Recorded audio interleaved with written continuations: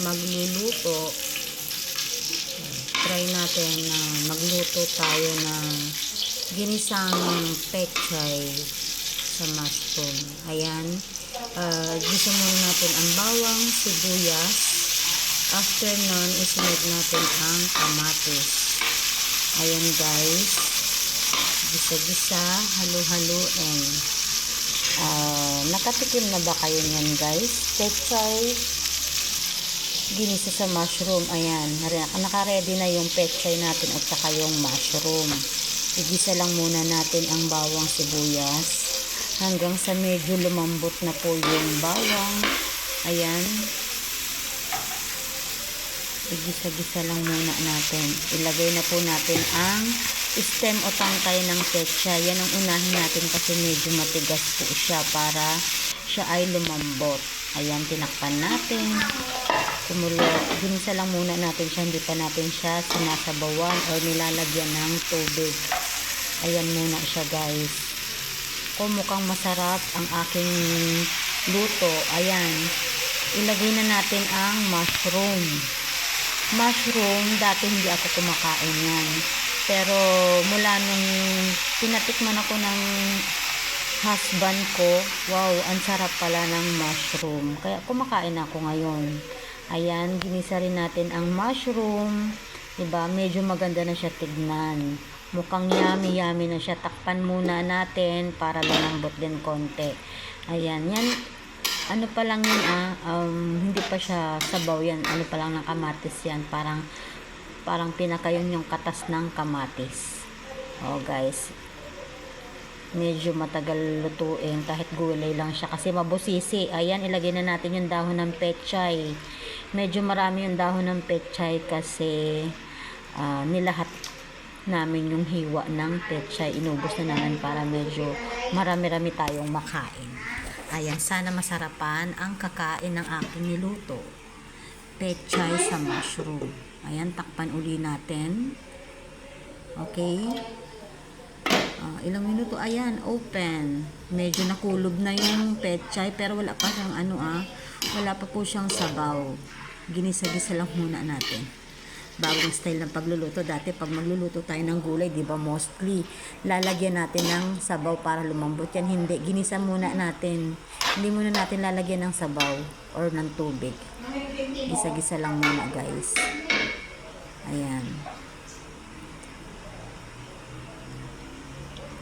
Yan lang muna.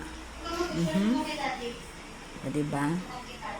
Tsura pa lang malinamnam na. Ayan, nilagyan natin ng sabaw ng pinaglagaan ng paa ng manok. Pinaglagaan niya para malinamnam. Yun ang isinabaw natin. Kasi sasahugan din natin yan ng paa ng manok o ng chicken feet. Paborito ng asawa ko yun eh. Ayan. Medyo kumukulo-kulo na. Lagyan na natin ng timpla ng mahiwagang pangpalasa. Ayan, mukhang masarap. Yummy, yummy.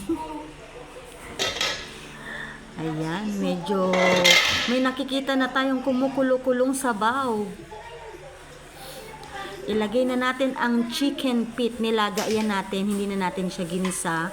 Bali, nilaga na siya kanina. Kaya ngayon, ilalagay na lang natin siya para malambot na. Takpan uli. Ayan, medyo kumukulo na.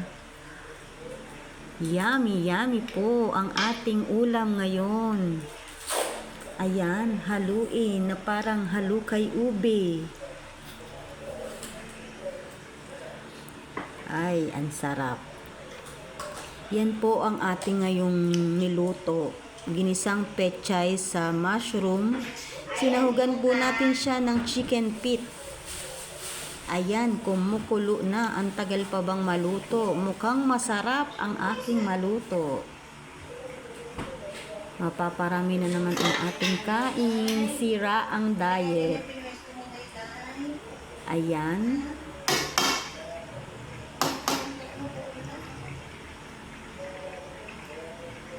Halu-haluin.